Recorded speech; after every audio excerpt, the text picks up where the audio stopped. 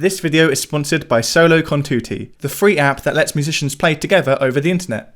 The Beatles always had a knack for taking ideas from their favourite songs and then spinning them out into new, fresh-sounding tracks. However, sometimes the Beatles made their influences just a little bit too clear, to the point occasionally that they actually wound up in legal trouble. So today we're going to look at 10 examples of Beatles hits that were based on other songs. One of the Beatles' biggest influences was the rock and roll legend Chuck Berry. Now, Berry's influence can be heard on many Beatles songs, but no more so than their 1969 classic, Come Together. The verse section of Come Together is heavily inspired by Chuck Berry's You Can't Catch Me. He come on flat top, he come grooving up slowly, he got. Yeah, come on flat top, he was moving up with me, then come waving goodbye.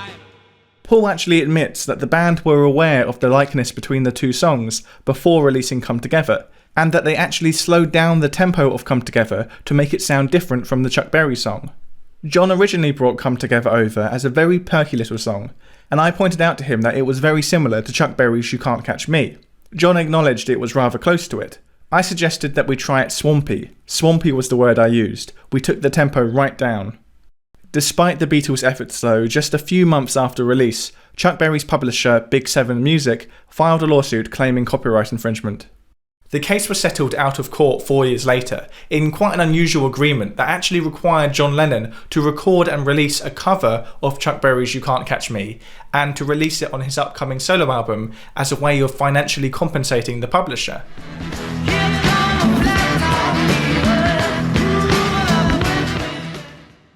This wasn't the first time though that the Beatles had borrowed from Chuck Berry. The bass riff from I Saw Her Standing There is directly lifted from Berry's I'm Talking About You. Let me tell you about a girl I know. I met her walking down a uptown street. She's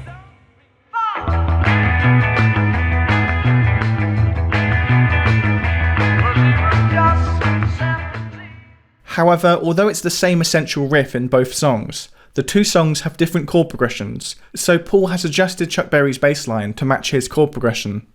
Talking About You was a song that the Beatles performed regularly during their time in Hamburg, so it's no wonder that it wound up serving as the inspiration for a Beatles original.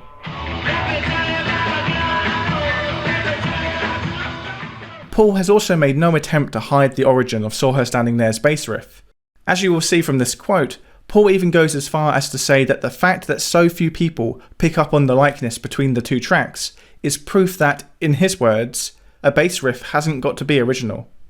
I played exactly the same notes as I'm Talking About You, and it fitted I Saw Her Standing There perfectly. Even now, when I tell people, I find few of them believe me. Therefore, I maintain that a bass riff hasn't got to be original. The Beatles often lifted from blues and rock and roll artists. For example, the opening guitar riff of Wee Crayton's 1954 blues track Do Unto Others was repurposed by the Beatles for the intro of one of their classic tracks. See if you can guess which one.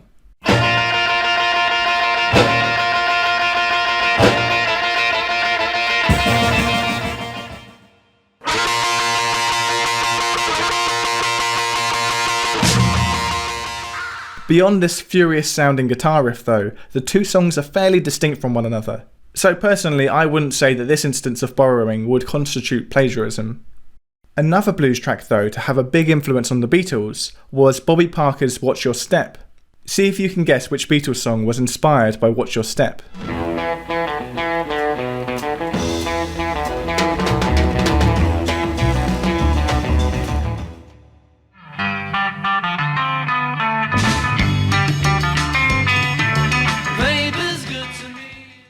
The Beatles were quite open about the fact that they borrowed Watch Your Step's guitar riff, but no royalties were ever paid to Bobby Parker. And as you can see from this interview with Parker, although he was glad that the Beatles were fans of his music, he was less than pleased when he didn't receive any recognition or royalties for the use of his riff. Let's talk about the Beatles. What happened with the Beatles? McCartney was a good friend of mine, still is, but they should put a little leverage on some of the songs that They stole your riff, man. Yeah, I know. I know. I'm glad you said it. What's the riff? It's what good. song? I Feel Fine. What was it like when you heard that come out and you knew that that was yours? I was just flabbergasted. I said, whoa, the Beatles like that song, man. You know, something's got to be done about it. That was good, you know, but they just smile and shake my hand. But Well, they should have put something else in your put hand. something in the hand. Now, whether Parker is really due some royalties for this usage is hard to say. The I Feel Fine riff is certainly very similar to Watch Your Step, but it's not identical. And as George Harrison puts it in this quote, many blues riffs sound quite similar. The I Feel Fine riff was actually influenced by a record called Watch Your Step by Bobby Parker, but all riffs in that tempo have a similar sound. Also, perhaps Parker shouldn't be too frustrated about the Beatles nicking his riff, considering that he too had effectively lifted the riff from another song, Dizzy Gillespie's Manteca.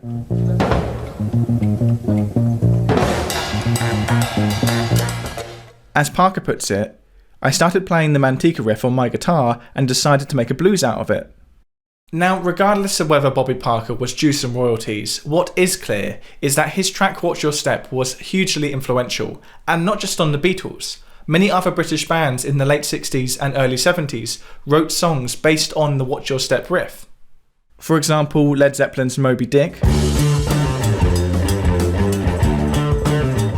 Deep Purple's Rat Bat Blue,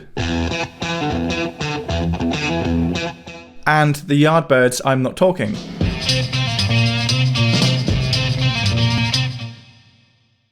The iconic piano riff from the Beatles' Lady Madonna was seemingly inspired by Bad Penny Blues by Humphrey Lyttelton.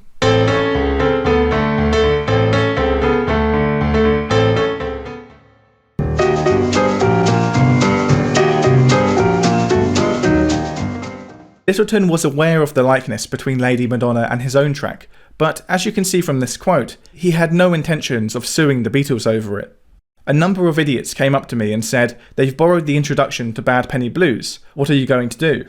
They wanted me to sue them, but I told them not to be so stupid. You can't copyright a rhythm, and the rhythm was all that they'd used.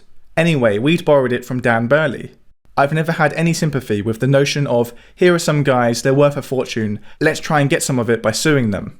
As Lyttelton mentions in that quote, Bad Penny Blues itself was inspired by the piano playing of American blues pianist Dan Burley.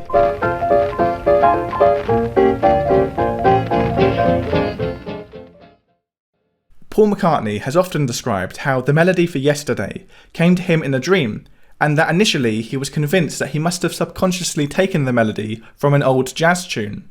And I just woke up one morning with this tune in my head. And I thought, I don't know this tune, or do I? It's like an old jazz tune or something, and because my dad used to know a lot of old jazz stuff. Maybe I've just remembered it or somewhere. So I sort of went to the piano, found the chords to it, you know. And ever since McCartney first started telling this origin story of Yesterday, Beatles fans have wondered, if Yesterday is based on an old jazz song, which jazz song is it? Well, musicologist Spencer Leigh suggests that Yesterday might have been inspired by the song Answer Me My Love, made famous by Nat King Cole in 1954. Not only does Answer Me My Love feature a very similar lyric to Yesterday. Yesterday, I believe that love was here to stay. But it also has a similar melodic contour, often featuring the same appoggiaturas that we see in Yesterday. These notes that hang for a second before resolving. I used to be hanging over me, been guilty of yesterday. However, a spokesman speaking on behalf of Paul rebutted Leigh's suggestions, saying, "To me, the two songs are about as similar as Get Back and God Save the Queen." Of course, even if Yesterday was inspired by Answer Me My Love, I hardly think it qualifies as plagiarism. But it is interesting to think that this old Nat King Cole song could have been the subconscious inspiration for Yesterday. Musicologist Walter Everett has suggested that the opening phrase of Hey Jude was lifted from the choral piece Te Deum, written by composer John Ireland.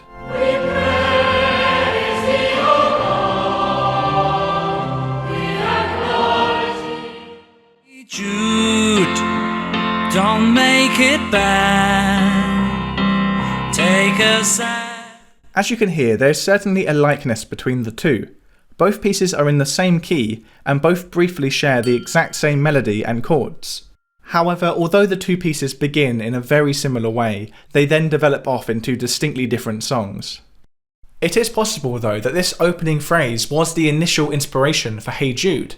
In his youth, Paul McCartney was actually a choir boy, and it's quite possible that Te Deum was in the choir's repertoire at the time. If you've ever wondered where Paul McCartney got the expression Obla-dee, obla-da, life goes on, brah! Well, he borrowed it from Nigerian Congo player Jimmy Scott. Jimmy Scott was an acquaintance of Paul's. Allegedly, Scott had his own band called Obla-dee Obla-da, and as part of his act, he would shout Obla-dee to the crowd and they would reply Obla-da, and then Scott would conclude by saying life goes on. Now, once the Beatles released Obla-dee Obla-da, Scott claimed that he should receive writer's credit on the track for the use of the phrase. McCartney argued though that the phrase was just an expression, but Scott insisted that it was not a widely used expression and was limited to just his family. In an odd turn of events, this dispute finally came to an end when Jimmy Scott, who was now in prison awaiting trial, contacted the Beatles and asked them to pay his legal fees.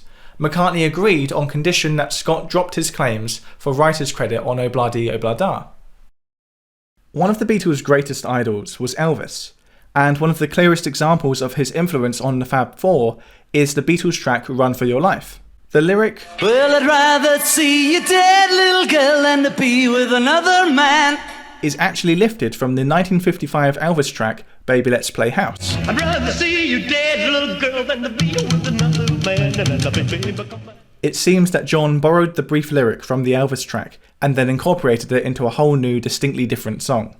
Also, fun fact, one of the earliest surviving recordings of the Quarrymen, the band that would eventually evolve into the Beatles, is a cover of Elvis's Baby Let's Play House.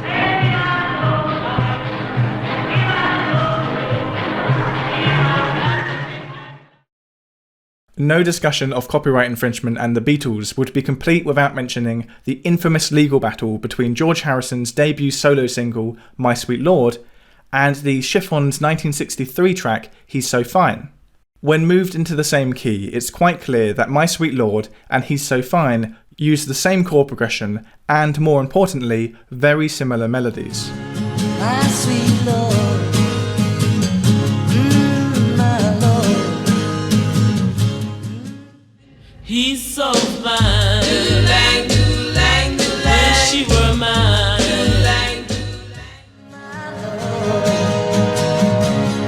I really want to know you. one with the wavy hair. I don't know how I'm gonna do it. The only elements that separate these two songs really are the lyrics and the style. Judge Richard Owens, who presided over the case, not only agreed with this, but went one step further, deeming that the two songs were in fact the same, albeit with different lyrics. It is clear that My Sweet Lord is the very same song as He's So Fine. Harrison claimed that he had never heard He's So Fine before, and therefore did not copy it. However, unfortunately for Harrison, copyright infringement doesn't require intent to copy. Even if you accidentally copy a song that you've never heard of, you could be liable for copyright infringement. After a very lengthy legal process, Harrison had to reportedly pay almost $1.6 million to the publishers of He's So Fine. But perhaps the true damage of this incident was that it shook Harrison's confidence in songwriting. It made me so paranoid about writing that I thought, God, I don't want to even touch the guitar or the piano in case I'm touching somebody's note. The experience didn't keep George from writing for too long though. In 1976, after spending a week in court defending My Sweet Lord, George actually wrote a song about the whole legal dispute, called This Song. As far as I know, don't infringe on anyone's copyright song. And thanks to Solocontutti for sponsoring this video. Solocontutti is a free app that allows musicians to play together over the internet. If you've ever tried to jam with someone over a video call, you'll know that the latency basically makes it impossible to stay in time with each other. However, Solocontutti makes remote jamming possible by keeping latency levels super low. And even if your internet connection isn't great, Solocontutti features a synchronized metronome so you can both stay in time. Solocontutti is available on iOS, Android, and on your desktop computer. And it's completely free, so if you're interested, do go and try it out. Thanks very much. So that was 10 examples of Beatles songs that, to varying degrees, rip off other songs. If you can think of any other examples, then do let me know in the comments. And thank you as always to all of the wonderful people who support me on Patreon, including the names you see on screen right now, and Andre Sainz Diaja, Andrew Brown, Andrew Sussman, Austin Barrett, Austin Russell, Bob McKinstry, Brittany Parker, Cameron Oliveira, Colin Aiken, Chris Cabell, Christopher Ryan, David Rivers, Donald Howard, Dr. Darren Wicks, Eleanor Skorchenko, Esben Hansen, Eugene Leroy, FD Hodor, Guillermo Latona, Hamish Brocklebank, Hugo Miller, James Ko, J.A. Kokensparger, John Dye, Josh Sanderlin, Justin Vigor, Mark Height, Mark Ziegenhagen, Max O'Keefe, Melody Composer Squared, Melanie Schonert, Michael Vivian, Nancy Gillard, Nathan Lawrence, Nathaniel Park, Paul Miller, Paul Pazel, Peter Dunphy, Piotr Shmanovsky, Richard Pride, Roger Clay, Sam Lynn, Scott Fenley, Sean Kennedy, Steve Daly, Stephen Lazaro, Tim Beaker, Toma Aharoni, Trisha Adams, Tim Payne, Toot, Victor Levy, Vidad Flowers, Vladimir Kodakov, and Volti.